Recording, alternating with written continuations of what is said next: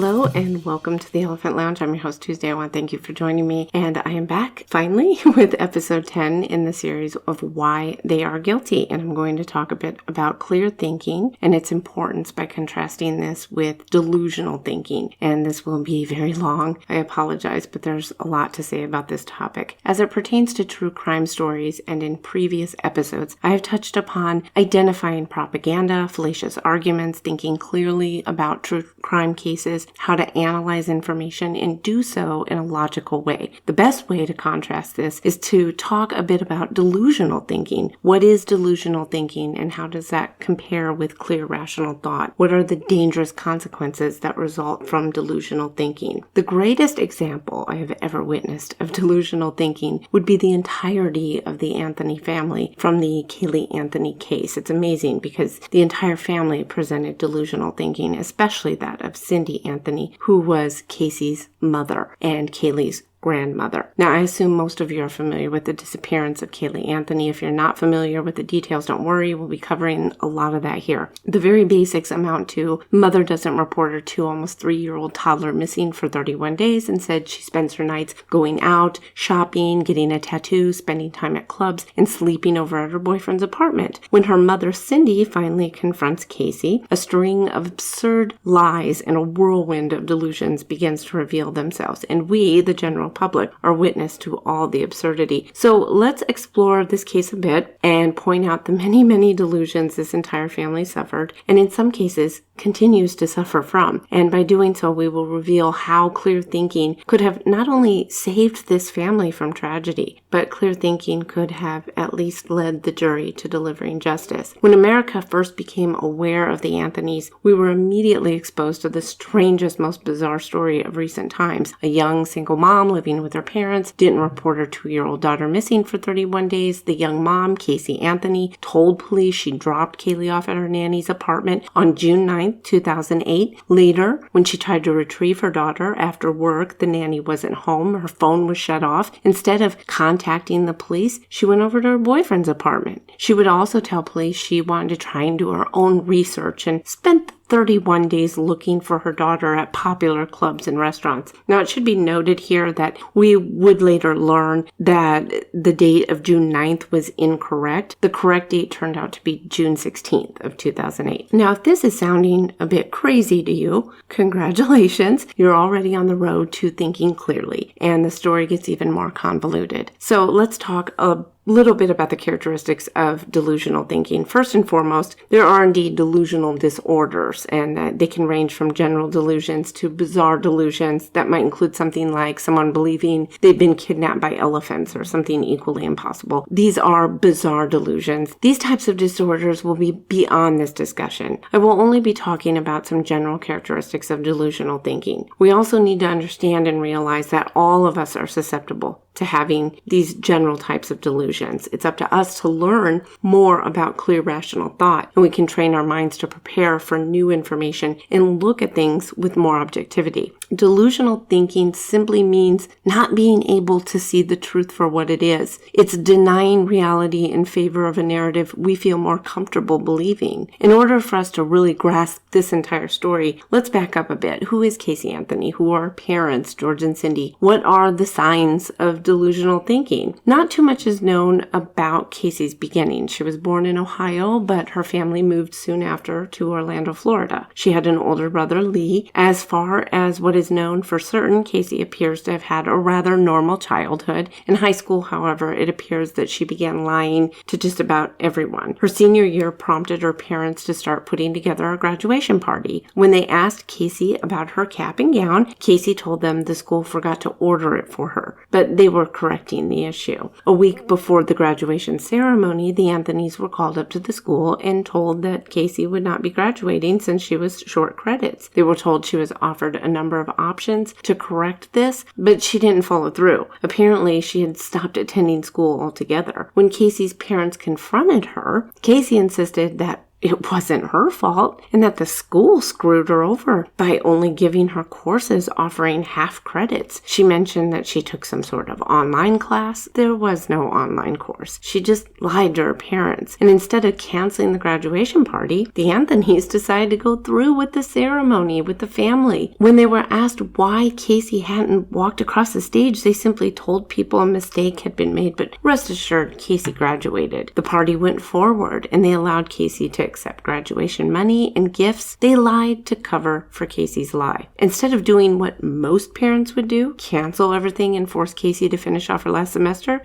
teach your child to be an honest person with integrity, they felt it would be easier to just lie and protect Caylee. Their embarrassment of their daughter not graduating was more important to conceal than Caylee learning a lesson about lying. We will soon discover that for the Anthonys, instant gratification takes precedence over the time to teach their child about consequences. Soon after graduation, Caylee would be 19. She went with her parents to her uncle's wedding. This would be one of Cindy's brothers. At the wedding, it was noted by a few at the party that Caylee was visibly pregnant. When Cindy's brother inquired about the pregnancy, he was informed by Cindy that Caylee was a virgin and she was only experiencing some women's issues. At trial, Cindy would further explain this by saying she believed Caylee was experiencing an unusual amount of bloating, something that is common with the women in her family. She also admitted that she had yet to take Caylee to see a gynecologist. Now, it should be noted that Cindy is a nurse. Why would a mother who's a nurse not take her child to see an appropriate doctor by the age of 19? Why would Cindy assume her daughter was a virgin by the age of 19, especially considering all the lies Caylee had told her by this time? Here again, the Anthonys would prove to be out of touch and delusional about their daughter. By the time Caylee would admit her pregnancy to her mother, she would be 7 months into the pregnancy. She also happened to be dating a young man named Jesse Grund. In addition to finally telling her parents of the pregnancy, she would reveal to Jesse that he was the father of this baby. Unfortunately for Caylee, Jesse knew, like the rest of the real world, that he was not dating Caylee 7 months ago, so the probability of being the father was rather impossible. Whenever he attempted to bring up the subject with Caylee, she would become angry and refuse to answer any of his questions. Still, Jesse would stay by Caylee and even propose marriage to her. Even after getting a DNA test confirming he was 100% not the father, he decided to stay and resume the role of the father. Eventually, these two would break up. What's even more odd is that Caylee never revealed who the actual father was. Her parents didn't seem to care, and they didn't know who the father was either. They claimed they had asked her at one time, and they were told about some guy who had tragically died in a car accident. To this day, nobody knows who the father of Caylee was. Over time, she's given about 5 different names. These people either do not exist or they have died in car accidents. It appears Caylee may have mixed some truth with fiction from everything I can find on this topic. My guess is that Caylee's father did die in a car accident, but for some reason, likely to avoid her parents snooping, she gave them a false name. Sometime after the birth of Caylee informed her parents she received a promotion from work. Originally, she was working for a contractor at Universal Studios. She was taking souvenir photos for those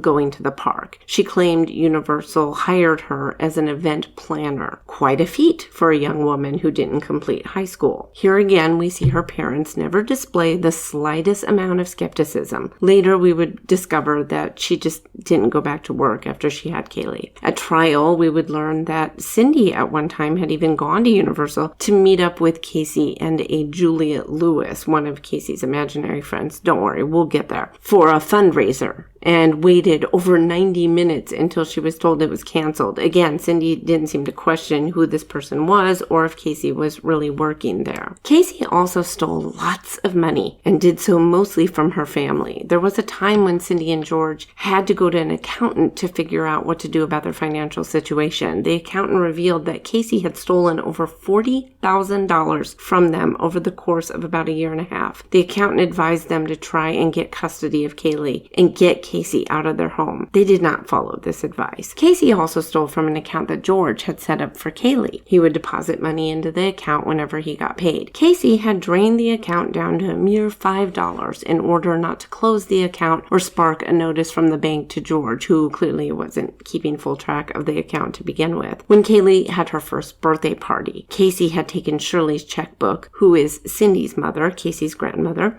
because she was asked to buy a birthday cake for Caylee. Caylee somehow managed to either steal some of the checks or copy the routing number from the account and stole several $100s from her account. Caylee's grandfather was in a nursing home, and Caylee managed to steal money from his account, which was not to be touched. And I'm unsure of the amount of money stolen from this account, but we'll get back to this later. Even though Caylee had been stealing all this money, the parents still never questioned her employment. Why? Why would her parents not question what she did with the money or what she had purchased with their money, even when confronted with the brutal reality of their own daughter stealing from them, her own daughter's account and her grandparents? They still managed to believe she had continued employment with regular pay coming in. Caylee lived at home. She had no rent payments. She drove a car that the parents let her drive, so there was no car payment or even insurance. Cindy paid for all of Caylee's expenses as well, her clothes, food, medical, etc. These are just a few of the stories that we know about that concern her parents. From her old friends, we also discover Caylee had a habit of lying. She lied so much people just expected her to lie, and it seems they never really challenged or confronted her over her many lies. This could be because they knew the lies weren't that big of a deal. However, one story we learned from the investigation came from an old friend who stated Caylee had told an old boyfriend that she was pregnant. The belief was that Caylee was trying to get him back into her life. This was said to have occurred around January or February of 2008. However, Caylee would later tell her friend she had a miscarriage and told her she had just gone to the doctor and they took care of everything. The problem was the friend indicated this occurred on like a Saturday or Sunday, and she knew a D&C would likely not be performed at her general practitioner's office, and she found it odd that she would go alone on the weekend. She told police that nobody Caylee told about this pregnancy believed her. Nobody knows for sure why Caylee did what she did to her daughter, but it's been stated that the night before Caylee went missing, Cindy had confronted Caylee about money that was missing from her mother and father. The two got into a violent argument that ended with Cindy's hands around Caylee's neck. George Anthony told police that on the morning of July 15th, 2008, that Caylee woke up and took Caylee with her. Her routine was to drop Caylee off at her babysitter's before going to work. He would never see Caylee again for the next 31 days. Caylee would play hide and seek from her parents. She told her mom she was staying with the babysitter or with her friend. She told her mother that they were going to various parks in the area. At one point, she stated she had traveled to Jacksonville. Whenever Cindy requested to speak with Caylee over the phone, Caylee always had an excuse as to why she wasn't around. Soon, the Anthonys would be awakened to reality, but they managed somehow to still find themselves back in a fantasy world. George discovered a note on his door indicating that their Sunfire had been towed. This was the Sunfire that Caylee drives. Clearly unaware of what was going on, George and Cindy make their way to the tow yard. As George approached the car with the yard worker, he noticed a distinct odor emanating from the trunk. As a former law officer, he recognized the odor as human decomposition. Upon opening the trunk, he found a bag of garbage, which he promptly threw in the trash, and in his delusional mind tried to write the odor off as trash. Now, the following is a highly edited version of what would occur next, because there's a lot of stuff here, but I'm just going to point out the main things. Cindy then attempted to find where her daughter and granddaughter were. She was finally able to get a hold of Caylee's friend Amy, who had told her Caylee was over at her boyfriend's. Amy took Cindy to the apartment. After Cindy retrieved Caylee and confronted her, Caylee did everything she could to stall Cindy. But at this point, Cindy was panicked and pulled up to a police station she would discover was closed. She called the police, complaining Caylee had stolen her car. Somehow, she had convinced herself Caylee was still okay. She would later call police again, wanting them to come out to her home. A third call was placed to police. This call would have Cindy speaking about her car smelling like a dead body and her daughter not telling her where her granddaughter was. The operator requested to speak with Caylee, and when Cindy handed her the phone, you can hear her say something. It's not clear, but it really does sound like, I don't have anything to talk to them about. She eventually takes the phone and, calm as ever, she explains that her daughter's been missing for 31 days, and instead of calling the police, she was looking for Caylee herself. The police arrive. They note Casey's stoicism. They take a full statement. She tells officers she dropped Caylee off with a nanny named Zenaida Fernandez Gonzalez at Sawgrass Apartments. She went to work, and when she went back to the apartment, Zanny and Caylee were nowhere to be found. She waited around, tried calling her, but the phone was shut off. She then went over to her boyfriend's apartment. She had been looking for Caylee at popular bars and restaurants for a month. She also stated that she had spoke with Caylee on the phone the day before. It was a strange call where only Caylee was on the phone saying, "Hi, Mommy," as if nothing were wrong. Then all of a sudden, the phone cut off. She knew Zenaida through a guy she dated, Jeff Hopkins. He and Zenaida had dated before, but she was still watching his young 2-year-old boy named Zach. Jeff had somehow convinced his ex-girlfriend Zenaida to watch Caylee for Casey when she went to work. She also explains Zenaida had a roommate named Raquel Farrell. When police ask her if she had told anyone about Caylee missing, she explains that she told Jeff and a friend from work named Juliet Lewis. When police ask for their contact information, Casey says that both of them have moved away and she lost her work phone, which contains their new numbers. Police then take Casey for a ride around so they can go to the location of Zenaida's apartment together. The apartment's empty. They contact Universal Studios. They don't have any record of Casey working there. They ask about Juliet Lewis. She doesn't exist. Police did find a Jeffrey Hopkins who knew Casey from grade school, but he had no contact with her for a very long time, with the exception of a chance meeting at a bar. Now here's my favorite part, because this is just insane. The police decide to go ahead and take Casey to Universal Studios. They watch her interact with the guard who explains to her that he has no record of her working there. They go back and forth, and she gives them the name of her manager, Thomas Manley. This is yet another person they cannot find. Police intervene, ask the guard to allow her in. They want her to lead them to her office, so she walks right in. She's waving and smiling at people who are clearly displaying a look of confusion on their faces as if they're saying, "Who the hell is that?" She walks down a dead-end hallway, puts her hands in her back pockets, turns around and says, "I lied. I don't work here." The police decide to question her right there in an empty office. She remains calm as ever and continues to deny knowing where her daughter is. Nothing cracks her. They even ask her if there was an accident that occurred and if she's trying to cover it up. They specifically mention Caylee perhaps drowning in the family pool. Casey adamantly denies such an event occurring. As police continue to investigate, they discover that the weekend before, her friend Amy had taken a trip and left her car with Casey. Since Casey had already ditched her car because of the smell of death emanating from it, she used Amy's car to drive around and stole her checkbook, buying all sorts of items at Target and the grocery store. Casey is arrested and soon gets out on bail. Enter Leonard Padilla. He's a bail bondsman. He decided to intervene with the belief that he could possibly get information needed from Casey to find her daughter. Casey goes home to stay with her parents. It's not fully clear what happened during this time, but it does appear that her dad finally confronted her and they got into a huge fight. Casey's demeanor was still stoic. She seemed to enjoy all the attention she was getting from the press. She didn't look for her daughter. She did nothing. Leonard would get nothing from Casey. While George and Cindy immediately began talking with the media in order to get word out about their granddaughter, things quickly turned against the family, and especially towards Casey for not reporting her daughter missing for 31 days. Florida has sunshine laws that require the public to learn details about cases. The media would soon report the demeanor of Casey, her callous attitude, lying to the police and repeatedly telling them stories of a cast of characters that didn't exist, a job she never had, and all the money she had stolen. Police did manage to find a Zenaida who coincidentally had visited Sawgrass Apartments right before Casey had been questioned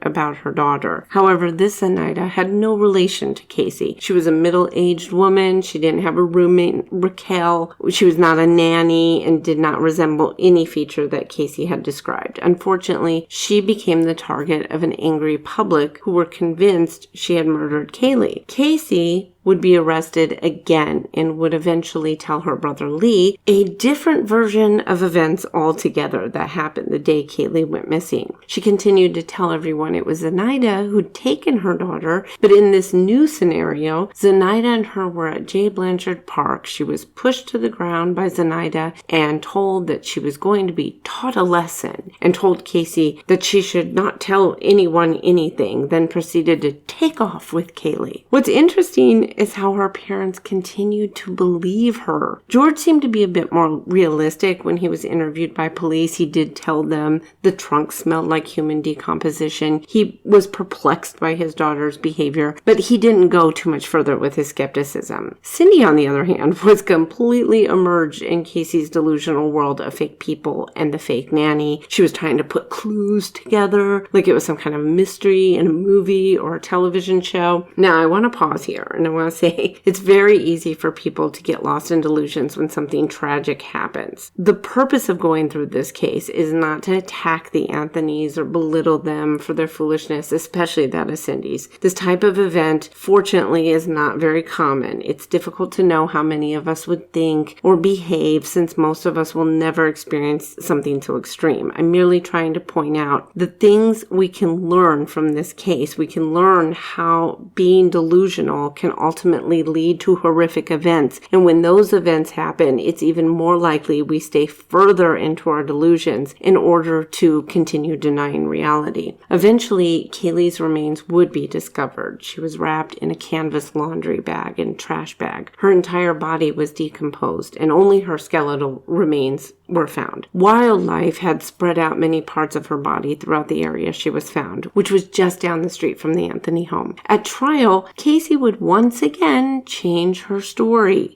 This time, her defense attorney, Jose Baez, would admit to the jury that all her stories were lies, from Zanny the nanny, her job, and her friends. He would explain that Caylee drowned in the family pool, and it was George who discovered the body and covered up her death, telling Casey to keep her mouth shut. The reason Casey was such a liar? Well, George used to sexually abuse Casey when she was young. Even after knowing the many lies and outright fantasies Casey told her family and authorities, Cindy remained oblivious to reality. It seems George was a bit more willing to accept the reality of his daughter killing his granddaughter. If we look closely at the jailhouse phone calls that were released to the public, we can sense that both Cindy and George were almost terrified of their own daughter. Quick to avoid any type of confrontation, they coddle her, doing anything they can to keep her comfortable in the hopes that she might give them some information that might be useful. Considering the circumstances and her history of lying, why on earth would either one of them think she would tell them the truth at this point? Why would they believe she might tell them something truthful? We can clearly see they possessed a bias so strong that distorted their ability to think about the situation in a rational, logical manner. Again, under these extreme circumstances, this is something that can happen. It's a response that occurs in order to protect ourselves from dealing with a reality too harsh to deal with. However, what makes the Anthonys unique is that their delusions began long before Casey found herself behind bars for murdering her daughter. This sort of delusional thinking had clearly been present for years prior, and had they been of clear mind and thought, they would have had a chance to teach Casey responsibility and the importance of being honest. Perhaps Casey was born the way she was, and this is something that can always be considered, but many experts in the field of psychology recognize that sociopaths or psychopaths are rare, and while genetics can possibly play a role, environment is believed to also play a big role in how a person grows up and deals with life. There are plenty of people diagnosed with antisocial personality disorder and manage not to kill others or steal. They do this only because they're able to recognize that breaking the rules will not be in their best interest. Ultimately, a sociopath will do what best serves them. Casey was rarely confronted with her lies. Unfortunately, whenever whenever she was, it seems as if Caylee would lash out in a horrific way that made others feel uneasy, and it was easier for them to just ignore her lies or pretend as if she was telling them the truth. Her mother especially seemed to have great challenges in initiating any confrontation with Caylee. She was much more interested in protecting her family name or avoiding any type of embarrassment that she or George may have perceived they would suffer had they dealt directly with Caylee and her actions. It's not only important for us to learn how to think logically, it's our responsibility to learn how to do so. Continuing to remain delusional about circumstances and information provided to us affects everyone around us, and all our actions come with consequences. Delusional thinking is what ultimately led to the death of Caylee Anthony. Her family was determined to protect themselves at all costs, and Caylee was the casualty of that narcissistic action. Whenever parents refuse to confront their children or correct their behavior, it comes down to their own discomfort they are trying to avoid. We know from others that Caylee lied a lot to her friends. They also did not help her. Friends should always be honest with one another. There's rarely ever a reason to lie to them. Every child tries to lie to their parents because they fear facing consequences. A diligent parent who cares about their child's well-being will step in and recognize when they are being lied to. This should be followed with a form of punishment. They have a negative form of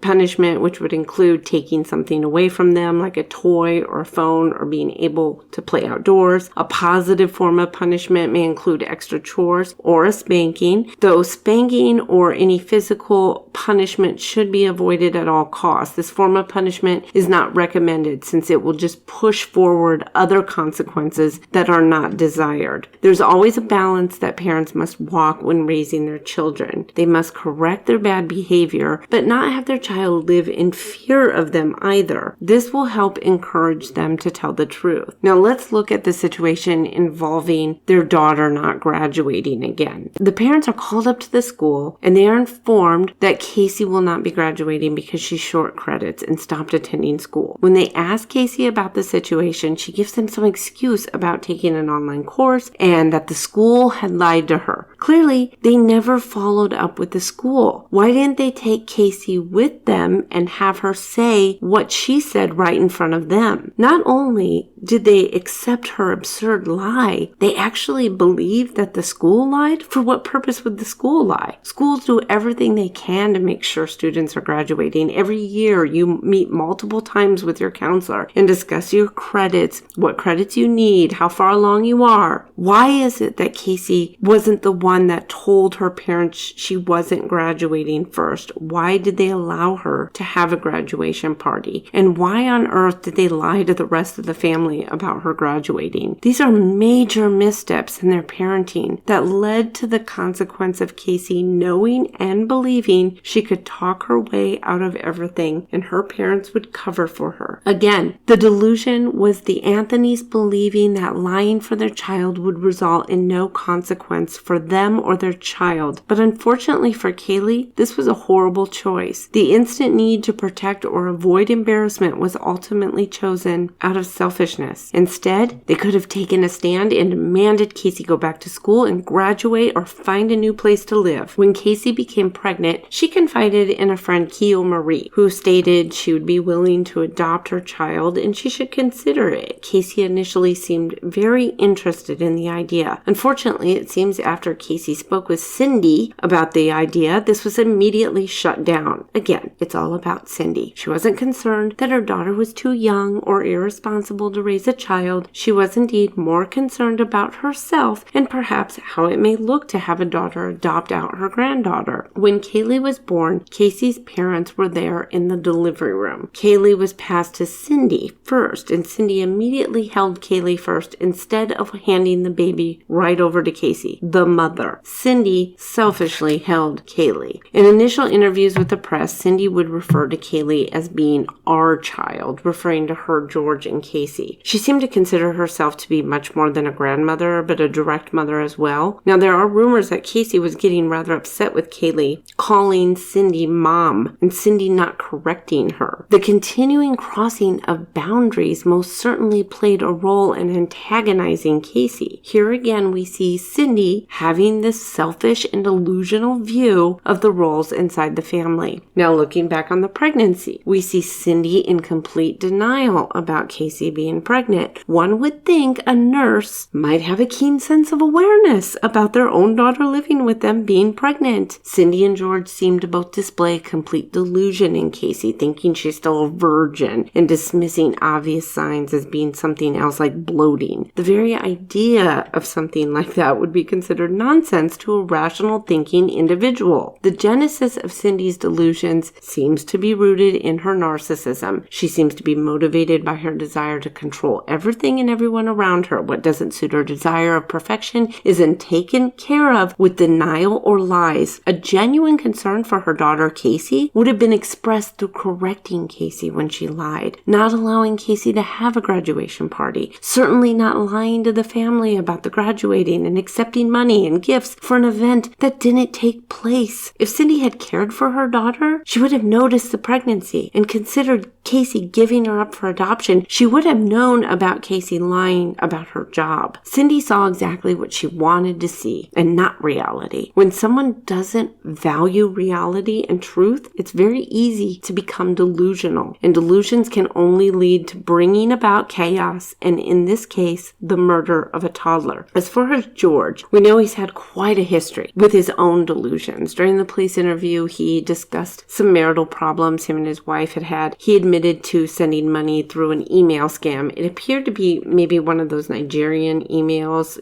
where you get the promise of the prince's money if only he would send $1,000 and offer up an account number. I mean, my goodness, who does that? Apparently someone like George Anthony. Now, this is a bit surprising considering George was once a police officer. Like, why on earth would anyone fall for something so transparently stupid? This is purely delusional, and unfortunately, he's not the only person who's fallen for such a silly scam. Clearly, there have been multiple people who have believed in these scams, otherwise they would not continue. George has had a number of issues in his past as it pertains to not handling money responsibly. Gambling, allowing himself to be scammed, and essentially stealing from his own family are just a few of the things we know about that pertains to his handling of money. We know that George also ignored Caylee's pregnancy. He did nothing about Caylee lying to him and Cindy about the graduation. He played along with the lie to the family and friends and allowed her to have the party. It's difficult to understand where George is coming from. However, we see his risk in gambling and irresponsibility when it comes to money as an act of greed. He risked his family's stability and his own marriage for the sake of greed, an act that can only be described as selfish. When we look at Caylee, it's clear to see she's delusional as well. She was basically taught that she could lie her way out of any uncomfortable situation. This is why she actually believed she could fool police officers and investigators. She stole money because she didn't care about the needs or wants of others. Her only concern was for her needs and wants. She didn't come forward with the pregnancy because she didn't care about the importance of care for her and her baby before giving birth. She lied to her boyfriend about being the father because she needed someone to fill that role. It didn't matter that it wasn't possible or that she was even lying to him. She accepted her delusions as real since this has always seemed to work for her before. Caylee lied about having a job and a nanny and was successful for doing so for almost 2 years. She lied to her family and friends without any regard for anyone else, even her own child. We see again that selfishness and narcissism is the root of Caylee's delusions. I would guess that Caylee is a sociopath, which is really beyond this discussion, and I'm not qualified to diagnose her with anti-personality disorder. My only point would be that if this is true, there's not much a person like her can do about their delusions. However, her parents certainly could have had a chance to at least teach her that lying and stealing would not be in her best interest. I have not spoken much about Lee, Caylee's brother. Initially, it seems as if Lee was the only one in the family that was not afraid of the truth. He called Caylee out when he suspected her of being pregnant. However, after Caylee went missing, it appears as though he was very much under the delusion that Caylee was telling him the truth about what had occurred. He sort of did his own investigation, trying to do everything he could to prove his sister was telling the truth. Considering Caylee's past and all the lies he learned she had told, it's surprising he held on to the delusion for as long as he did. As far as I know, Lee has never spoken to the media. It's unclear where he stands with everything or what he believes happened, but I believe Cindy said in an interview a year or so ago that they have no contact, that he doesn't want anything to do with her. The only Anthony that has done a 180 and come to terms with everything that's happened for sure is George. During an intense anniversary show where Cindy and George were interviewed, George revealed that looking back, he noticed that there were times when Caylee would sleep 10 to 12 hours a day. He also stated he would notice that she had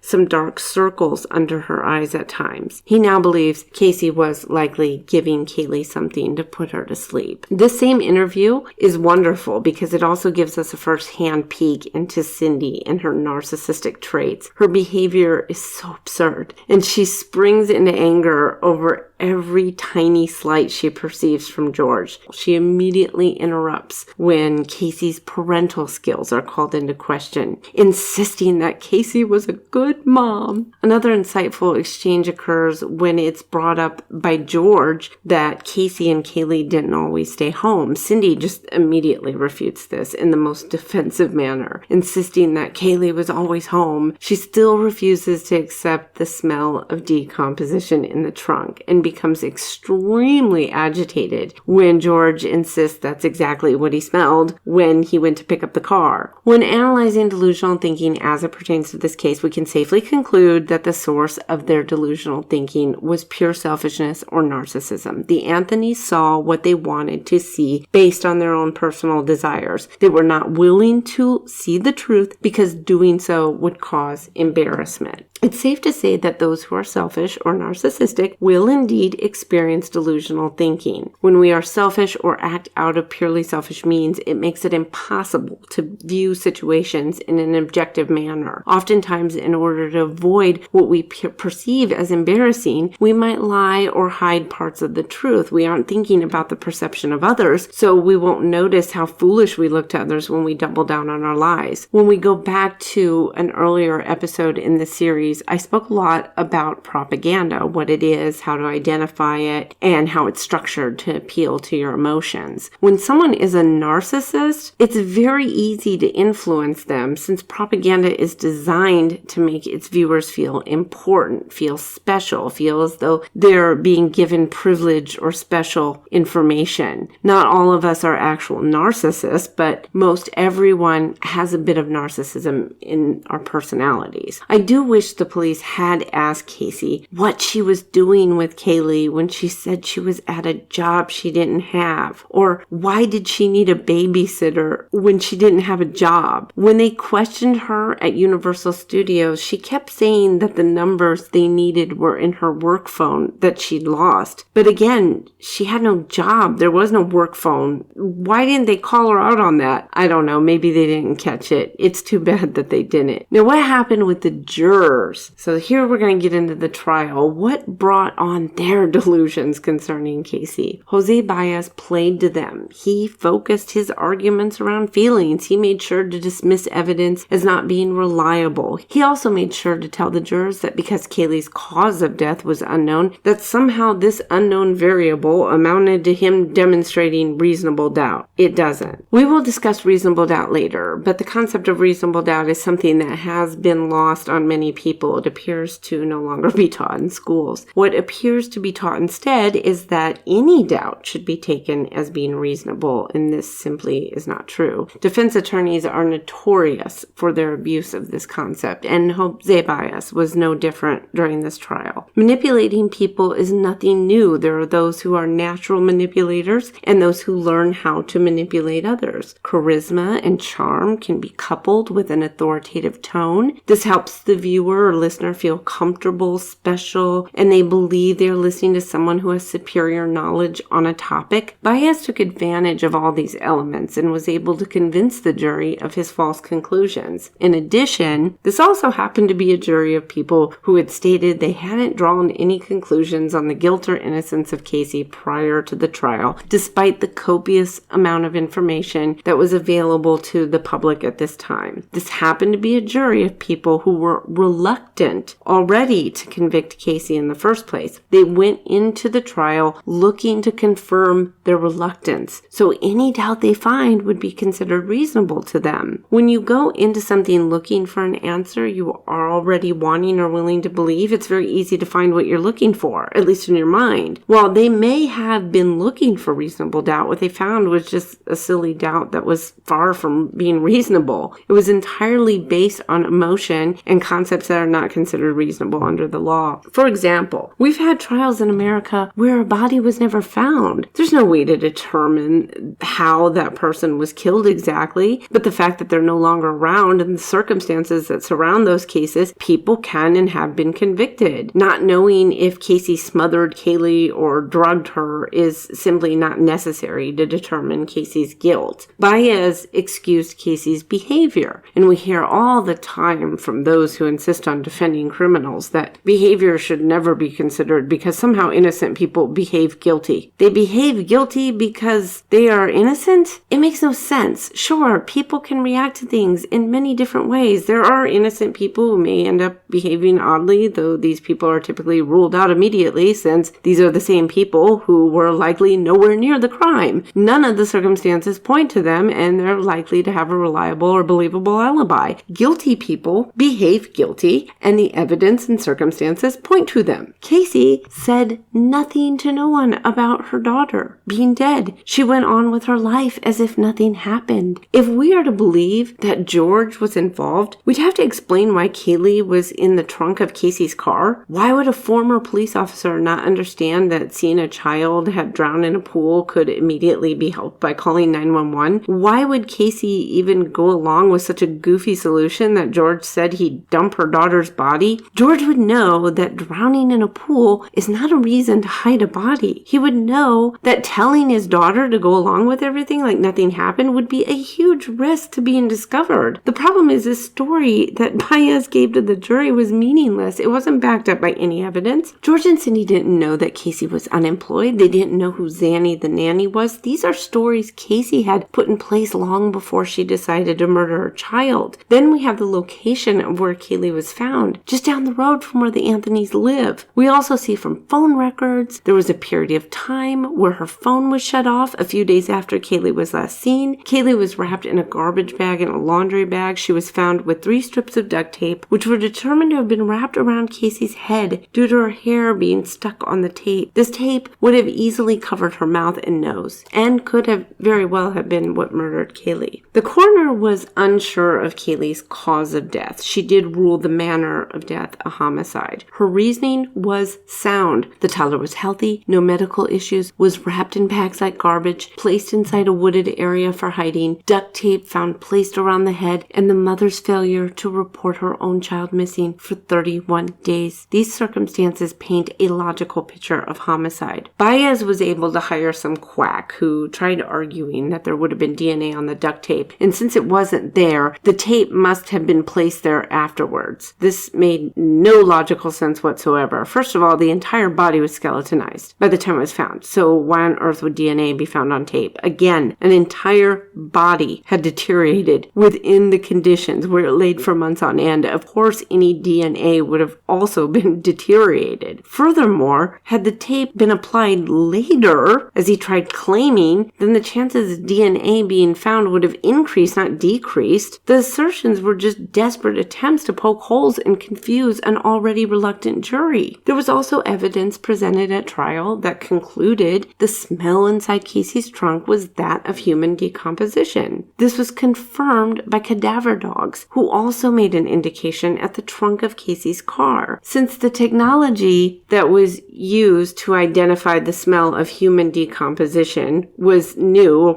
so it was the first time it had ever been in a courtroom, Baez decided to use his ignorance to project onto the science being presented, a common fallacy of incredulity. Just because he wasn't interested in understanding the science, or perhaps didn't know how, doesn't mean it's not a valid type of testing. We know very well how to identify gases. That's happened for years. There's nothing new here. It's just that this particular test was created for the purposes of identifying the smell of human decomposition. For whatever reason, the jury's own ignorance was appealed to, and they too failed to understand how the science worked. The confirmation by the cadaver cover dogs, and the many witnesses who stated with clarity, including George as well, and Cindy's 911 call, is just more evidence that Caylee's dead body was indeed in the back of Casey's trunk for at least a time period of a few days. Had an accident occurred, there's no way George would have allowed Casey to drive around with his granddaughter dead in the back of her trunk. He would have known that a smell would have emerged within a short amount of time. If his entire purpose was to cover up an accident in the pool,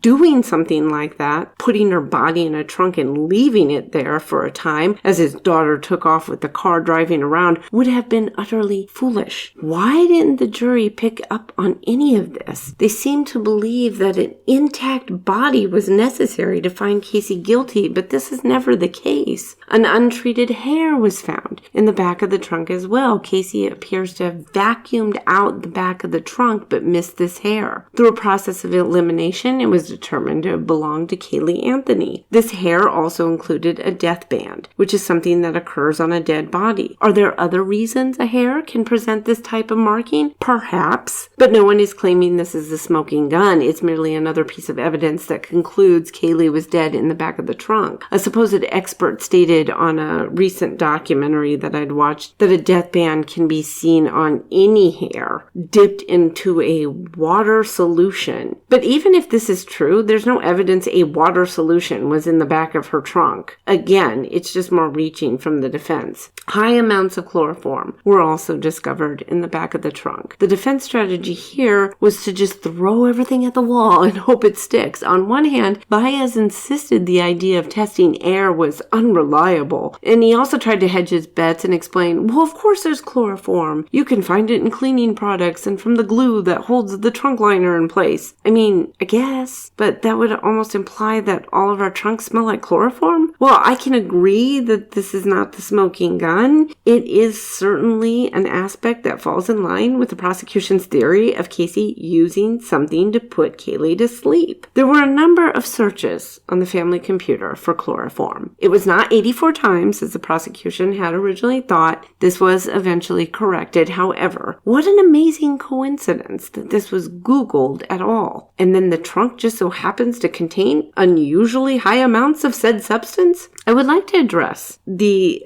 recent documentary I had just mentioned. It's a series I found where Jim Clemente was featured as looking at the entire case years later with fresh eyes. So during their research, they consulted a chemist about making chloroform at home. Was it possible? Well, according to them, it would have been too complicated for Casey to do such a thing. For some reason, they decided that the final step of distillation was a must for use, but this is simply untrue. A simple search of "you don't have to distill chloroform" will demonstrate that this would not have been a necessary step for Casey to complete. It was so frustrating watching the series since they really didn't seem interested in looking at all the elements of this case together as a unit. Sure, when one isolates certain variables, they can be explained away through other means, but taken together, they form a very clear picture of what happened. After all, these events didn't occur in a vacuum. Cindy Anthony decided to claim that she was the one who did the searches for chlorophyll.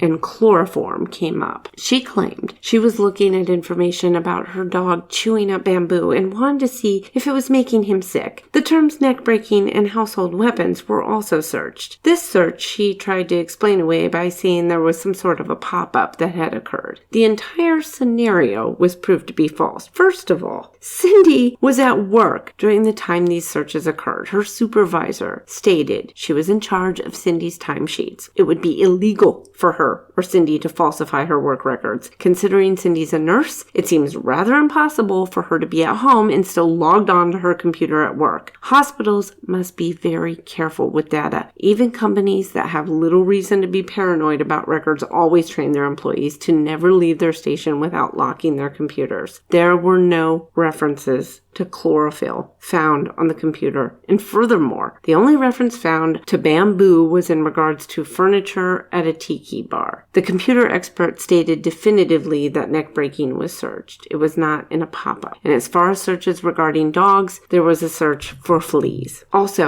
how would a nurse not know that chlorophyll is safe already? It's just the green pigment from plants. If she really had no idea, a simple call to the vet would have been more efficient means to acquire such information, and Cindy should already know that. Notice how she didn't state what her search produced. Instead, we're supposed to believe she got lost in a hole of chloroform. There's not much more to say about Cindy here. She should have been prosecuted for perjury, but this didn't occur, and I would speculate that prosecutors were satisfied with destroying her testimony and making her look like the fool she is. She also lost her granddaughter, and her desperate attempt to save her daughter was likely looked at with empathy, considering this highly unusual situation. After the trial, we would discover that the computer tech that extracted information concerning searches had only looked through one browser. Another would pull up foolproof suffocation. The search was also done the day Caylee was last seen. When this was explained to Cindy by Jeff Ashton, the prosecutor, Cindy tried to claim it must have been done by someone else, though she refused to say who she thought this mystery person was. The woman is still completely delusional. If you have proof someone else was involved, why on God's green earth would you withdraw that information? Her lies don't even make sense. She has zero self-awareness. Ashton even explained that Casey had tried to clear all her searches right before she was arrested. Still, Cindy refused to believe that there was anything wrong with that. It's always about Cindy protecting herself and what she wants to see. I sincerely hope she's no longer practicing as a nurse. Her willful blindness would put many patients at risk, and who knows how many had been put at risk due to her foolish thinking before. Baez also tried claiming in his opening statement that Casey had been sexually abused by her father as a child. This, he claimed, is how she was able to shut off the tragedy and continue on with her life, since this is what she had learned to do her entire life. The problem was he had no evidence that any of this occurred. No one can say for certain that Casey wasn't abused, but even if this were to describe her behavior, it still doesn't take away the many circumstances that surround the death of Caylee. And personally, I find this claim to be rubbish. Casey has long ago made it clear that lying about others is all about serving her interests. She would have said anything to excuse her behavior. Throwing her father under the bus was nothing new for someone like Casey. She cared only about herself. I do believe, however, that Cindy's narcissism was abusive to this entire family. In Casey's most recent interview, she now states she has no idea what happened. She only knows Caylee was with her dad. Again, she changes her story and lies some more. When a few of the jurors were questioned about their reckless decision, they stated that since they didn't know the cause of death, they couldn't convict her. So according to these witless morons, as long as you hide the body or make sure it's completely skeletonized, then murder is somehow off the table. I think most of the world realizes how foolish this conclusion is. They were under the delusion that an unknown cause of death would be equal to reasonable doubt. Okay, doubt can be found in any case, and we've talked about this before. Even the most solid cases where a defendant has almost zero defense because the evidence is so overwhelming, you can find defense attorneys raising doubt, but that does not mean it's reasonable doubt. The jurors were clearly delusional about what reasonable doubt was, and this is because of their own desire to continue reserving harsh judgment, the very reluctance of judgment they expressed while being picked for this jury. There is definitely a trend in our culture to tread lightly when forming types of judgment. People have somehow been talked into believing that judging actions of a person is the same as judging the person themselves. This, I believe, might be part of what happened with this particular jury. These were a group of misfits who were so hesitant to form a firm opinion that they purposely clung to anything, no matter how foolish or illogical, all in a quest to preserve their own self-image. Lacking an ability to judge actions or lacking the desire to do so only means you're unwilling to seek the truth. People who subscribe to this idea that judging is wrong are only doing so to feel better about themselves. Judging makes them feel uncomfortable. So rather than face that uncomfortable feeling and work through it, they instead claim moral superiority and avoid making much needed judgment. Paradoxically, it's these same types of people who actually do make judgments, albeit poor judgments. They may claim they are non-judgmental, but this idea in itself is a judgment. There is a delusion where a person believes they are being loving or tolerant by not being judgmental. In reality, they are just willingly making poor judgments. Again, we can see the root of their delusions is deep-seated selfishness. Delusional thinking can happen to any of us. In order to avoid delusional thinking, we must first value truth at all costs. Even if the truth is ugly or makes us feel uncomfortable, we must be willing to accept it. We also have to look within ourselves and whether we are being a selfish person or not. All of us are selfish to some degree. This is exactly why we can easily become delusional. Our view of something should not be dependent upon our feelings. This is not to say that having hunches or strong feelings have no legitimacy. They can be useful, and there's certainly nothing wrong with having feelings. However, we want to focus on having healthy emotions that coincide with the reality we are living in. There's nothing wrong with, say, devoting yourself each day and trying to have the best day possible, which may involve putting frustrations aside and making sure you have a smile on your face when you're dealing with coworkers or customers. However, there's nothing healthy about ignoring major situations that will always find a way to pop up in our lives. Like the Anthonys, we all want to believe that our children are wonderful and they're doing their best. This can be a great attitude to have. Supporting your children and protecting them when it's needed is something that children need to have. However, when there are clear red flags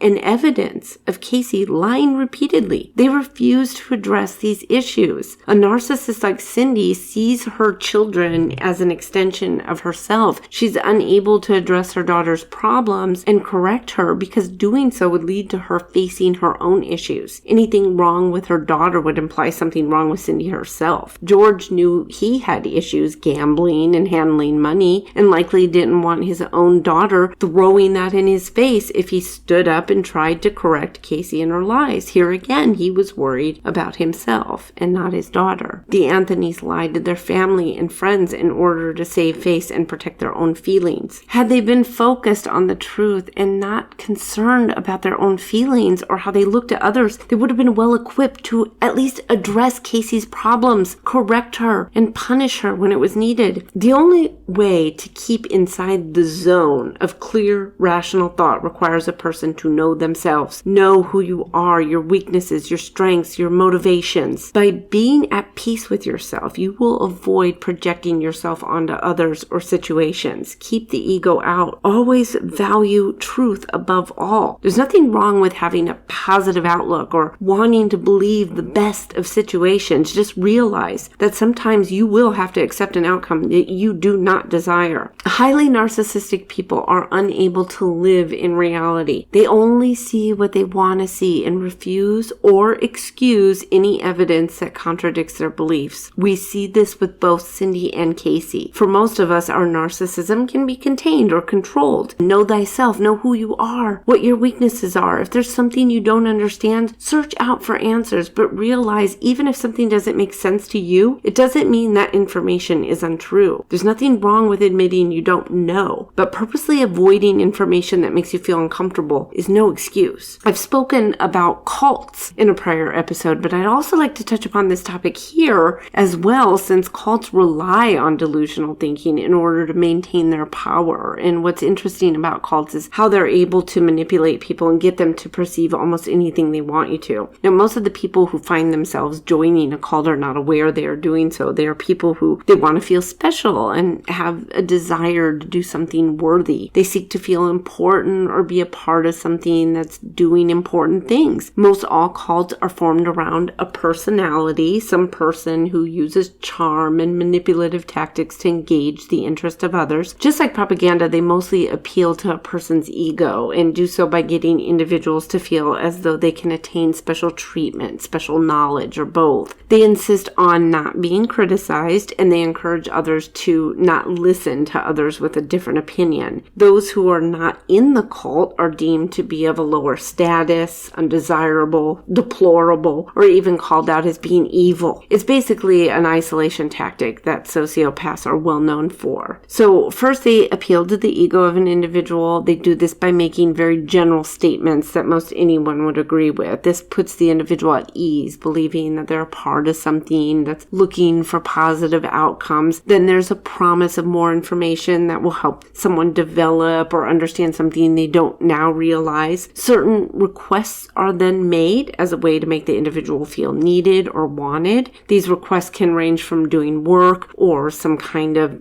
giving of money. As more information is acquired, more requests are made, more demands are placed upon the person. This is what sets the stage for brainwashing. And when a person has suffered from brainwashing, it can become what seems almost impossible for others to present these people with contradicting information. It's important to realize that this doesn't take place overnight. It happens slowly. And the longer time you spend in a cult, the harder it becomes to get out. In extreme cases, those who attempt to leave can be harassed, terrorized, and even killed. Again, I stress, these are just more reasons why individuals must guard themselves by being clear thinking individuals. And now I'm just going to summarize for you some things that you should keep in mind, and they might help you from falling into various traps that can trigger delusional thinking. Number one, as I stated before, know yourself. Get to know who you are, how you react to others, how others react to you. Know your weaknesses, your strengths. Learn how to balance these things. Be at peace with yourself. If you need to seek therapy, do so. If you have anxiety, work through it. If you're depressed, get medication. Do whatever you need to do in order to be at peace with yourself. Your ideas and goals are your own. The only person you need to please is yourself, because that's the person you're with 24/7 for the rest of your life. When you're taken care of, it's only then that you can help or influence others. The more you understand yourself, the easier it'll be for you to know and understand others. Number two, value and seek the truth. This is something that the Anthonys most definitely didn't do. When you value the truth, the universe, it will conspire to bring you that truth. This means you need to be honest with yourself. It starts with being honest with yourself and others. This is why step one is so important. If you're doing something you don't want others to know about, stop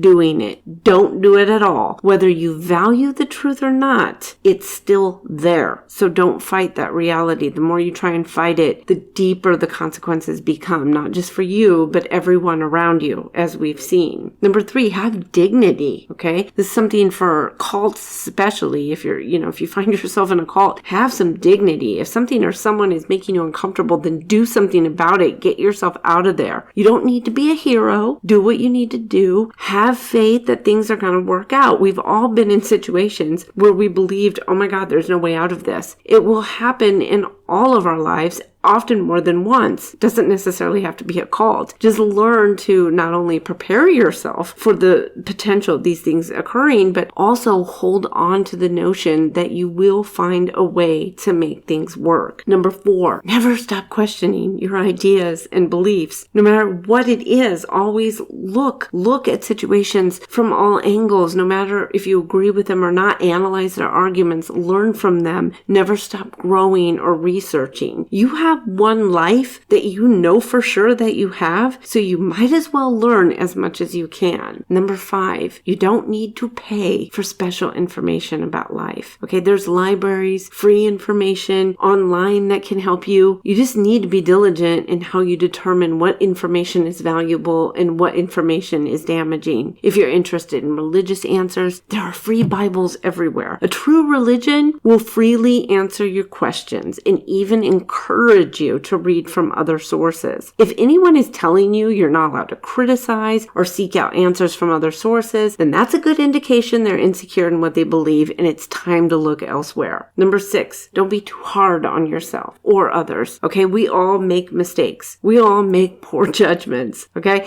we will likely do so again in the future. You will hurt others, and those around you will hurt you. Forgive them. This doesn't mean you need to remain friends with them or keep them in your life. It simply means you need to let go of the wrongs done to you so that they don't bring you down and turn you into someone who would do those same things to others. You're not required to like everyone, and nor is anyone required to like you. Number seven, don't prop yourself up or prop up others. either. There's nothing that special about you, nor is anyone else that special. You're not going to save the world, and neither is anyone else. The problems we've had are about the same problems we've always had. There's nothing new under the sun. The only person you can change is yourself. Avoid any type of celebrity worship. These people are human like everyone else. The only difference is their job allows them to be exposed to more people. Just because someone is popular or has fame does not mean they are somehow immune from doing horrible things. Everyone is capable of abusing the power that they have. Everyone. Some do, some don't. The greatest leaders are those that want to teach you how to lead and empower you. Number 8, you're not a victim, you're a survivor. Now, this doesn't mean you're responsible for everything that happens to you. Sometimes there are things that just happen to you, like maybe being born into a bad family or being abused by the person you marry. This stuff happens, and you can't blame yourself for those types of things. On the other side, there are many situations that are indeed our own fault. You have to take responsibility for your actions and own them. Again, this goes along with the rule of knowing yourself and being honest, even when something is not your fault. You don't want to get stuck feeling sorry for yourself or having those things defy you completely. You must make the effort to empower yourself, because nobody can do that for you. When we are in a state of victimhood, we make ourselves susceptible to delusional thinking, and we want to avoid that. Number 9, pay attention to details, but always step back and look at things from a distance. You must consider the whole picture. Things don't occur in a vacuum, so isolating elements can be valuable, but you must keep in mind that these elements form a full picture that you must not lose sight of. It may be tempting to give the benefit of the doubt in all manners at every step, but doing so at the cost of the wide view would only lead you down a path of delusion. When studying crime specifically, we must understand that poking holes in an argument is not akin to dispelling the argument completely. An entirely different narrative that includes all of the facts is what is required to overcome the theory being presented. That is what reasonable doubt is. Okay, so theories can change over time when new information is presented, but a solid theory is one that still reaches the correct conclusion. So going back to the Caylee Anthony case, we understand that Caylee could have very well died from being knocked out, from the chloroform and or duct tape being placed on her mouth. We likely will never know the actual cause of her death, but we can know the manner, which is homicide, and we can understand from all the facts presented that Casey was indeed responsible. That is the conclusion, and it always has been. The theory that Jose Baez put forth tried to pick apart and poke holes, but it did not explain everything. He did not provide a plausible theory that covered all of the facts in this trial. Number 10, narcissism is your enemy. I've said this about 1,000,000 times during this podcast. Most everyone has a bit of narcissism that can be found in their personalities. It's up to you to control it when evaluating information. Remember, propaganda appeals easily to those who are narcissists, since it's designed to appeal to your ego. And you must have empathy for others. You must also balance your empathy as well. For instance, being too altruistic can turn into being just as selfish as having no altruism. We all know the types of people who virtue signal and are always eager to jump on some popular bandwagon for what they perceive to be as a great cause. Unfortunately, when it comes to this type of person, the reality is it's more about themselves than it is the cause they claim to support. We've all heard multiple stories of men who parade their beliefs of feminism, how they support women and will bully or attack others who they perceive